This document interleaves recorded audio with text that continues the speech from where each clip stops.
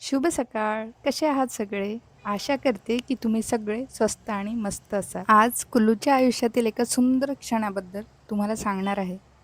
कुल्लूचे बाबा आमच्यासोबत नसतात. ते कामामुळे कधीतरी घरी येतात आणि जेव्हा येतात तेव्हा त्याला अशी इच्छा असतं की त्याला शाळेमधून जेव्हा तो घरी येतो तेव्हा त्याला पिकअप करायला हवं. ज्या दिवशी असा क्षण येतो त्या दिवशी कुल्लूचा आनंद गगनात मावत नसतो. हा थेट रात्रीचा व्हिडिओ आहे आणि आम्ही 6:30 वाजता आमची तयारी झालेली होती आणि आम्ही कुठेतरी बाहेर जाणार होतो. सो मग इकडे आम्ही सगळ्यांनी तयारी करून घेतली. म्हणजे मी तर फक्त स्वेटर आणि कपडेच चेंज केले.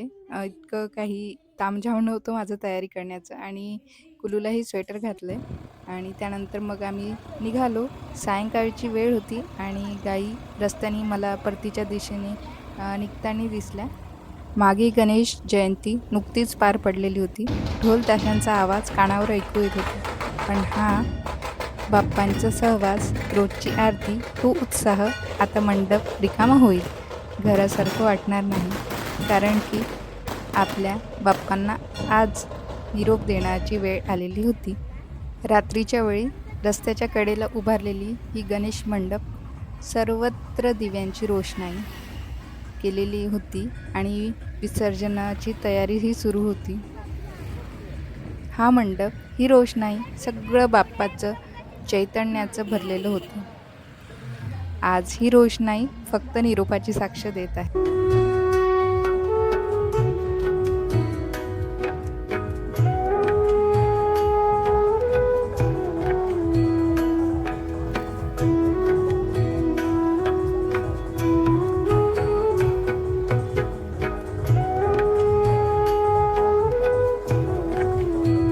आपण मराठी आहोत आणि आपण आपली मराठी संस्कृती जपायलाच हवी आणि ती संस्कृती आपल्याला आपल्या मराठी चित्रपटांमधून सुद्धा आपल्याला पाहावयास मिळते. पण आता हल्ली असं झालं आहे की हिंदी चित्रपटाला जास्ती महत्त्व देतं आणि मराठी चित्रपट बघण्यासाठी नाक मुरडलं जातं. हे खरी सिच्युएशन आहे. पण आम्हाला तर मराठीच मूव्ही आवडतात. 2 मराठी मूव्ही लागलेले होते. एक अगं अगं सूनबाई काय म्हणता सासूबाई आणि मराठी माध्यम क्रांतिज्योती मराठी माध्यम असा मराठी शाळा जिंकली हा मूव्ही होता. आम्हाला अगं अगं सूनबाई काय म्हणता सासूबाई हा मूव्ही बघायला जायचा होता. पण तो मॉर्निंगचा शो होता आणि क्रांतिज्योती हा सायंकाळचा शो होता आणि तसंही शुक्रवार होता त्यामुळे बॉर्डरसुद्धा रिलीज झालेला होता.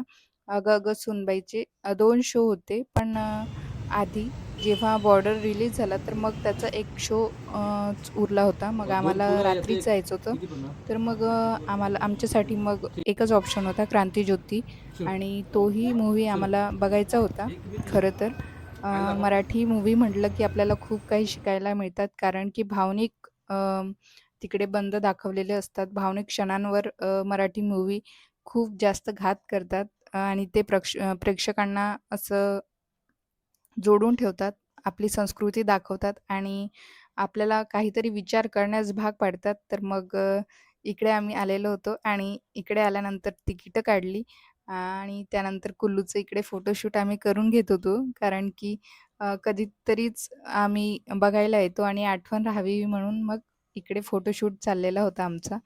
आणि हा तर एरिया आपला नवीन नाहीच, कारण की आपल्याला 3 तास काढायचे म्हटल्यानंतर आपल्याला खायला तर लागणारच आहे. तर मग हा खायचा एरिया म्हणजे इकडे आपल्याला खायला असं काहीतरी मिळतं. चला मग आतमध्ये जाऊया आणि थेट सिनेमाची दारातून आपण एंट्री करूया आणि आपली सीट बघूया कुठे आहे ते आणि मूव्ही तर ऑलमोस्ट सुरू झालेला होता. आम्हाला जरा लेट झालेलं होतं. सिनेमागृहात आल्यानंतर आपल्याला असं जाणवतं, की खुर्च्या फक्त रिकाम्या आहेत. मराठी सिनेमांवर प्रेम करणाऱ्या प्रेक्षकांची वाट बघत आहे. सिनेमांचा जीव प्रेक्षकांमध्ये असतो. सिनेमा सुरू होताच कथेने हृदयावर आणि विनोदाने हसण्यावर सुरुवात केली. ती शेवटपर्यंत सिनेमाचा विषय तर हा ट्रेलरवरून आपल्याला कळतो. मात्र त्यात धमाल, विनोद आणि गांभीर्यसुद्धा होतं. पण इंग्रजीला विरोध कोण करते? मराठी शाळांमध्ये सुद्धा अधिक चांगल्या पद्धतीनं इंग्रजी शिकवलं जाऊ शकतं.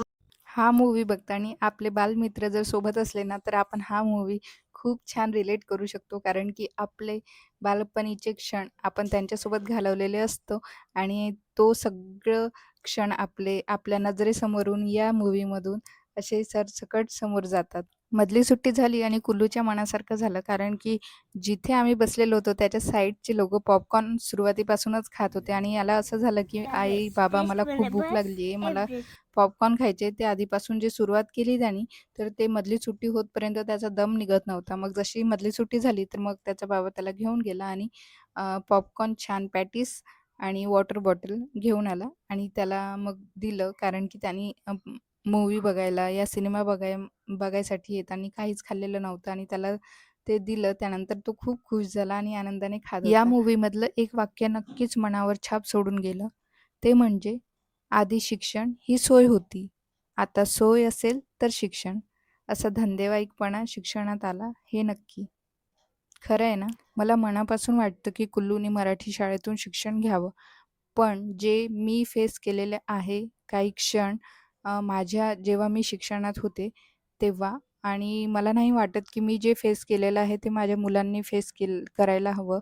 त्यासाठी मग आपल्याला थोडासा पुढाकार घेऊन आपल्या मुलांना आता ज्या लेव्हलला कॉम्पिटिशन आहे त्या लेव्हलचं आपल्याला त्यांच्याबरोबर टाकलंच पाहिजे. काळाची गरजसुद्धा आहे. पण मराठी शाळेला विरोध नाही आहे. आशा करते की तुम्हाला आजचा व्लॉग आवडला असेल. पुन्हा भेटूया.